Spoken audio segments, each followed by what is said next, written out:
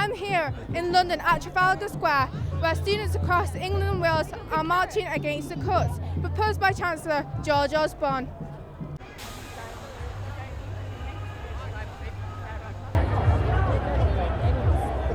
Matt, you're the President of the Student Union. What do you make of this event? I think it's been absolutely fantastic, especially on behalf of the three campuses that represent the University of Huddersfield. I'm really, really proud of our students. They've stayed out of trouble, they've got their voices heard. We've been all over the Guardian media website, we've been all over the BBC website, and the last I heard, also the Times Online had Huddersfield student featured on it.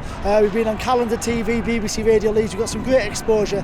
Everyone at the university should be very, very proud of what they've done today. They've got their voice heard. Hopefully Cameron and Craig are listening. I know Cameron's 8,000 miles around the world in China, but really this should send out a big voice that students aren't going to stand for £9,000 a year cuts. Students are furious. They're really stressed out about the amount that they have to pay in the future. I mean, you can see it around me now. Students across different universities have come to express themselves about the cuts.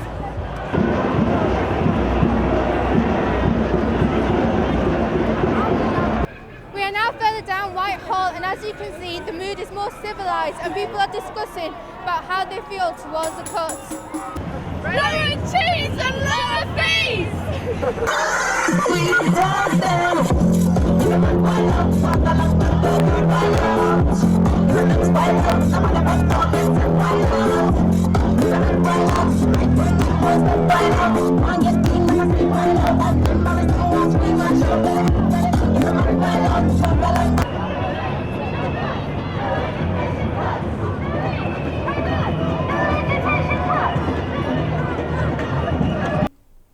So Michael, what do you think about the education cuts? Well, I'm strongly opposed to the cuts right across the board because I think it is the bankers who have caused this crisis, and it is the bankers and the rich who ought to pay.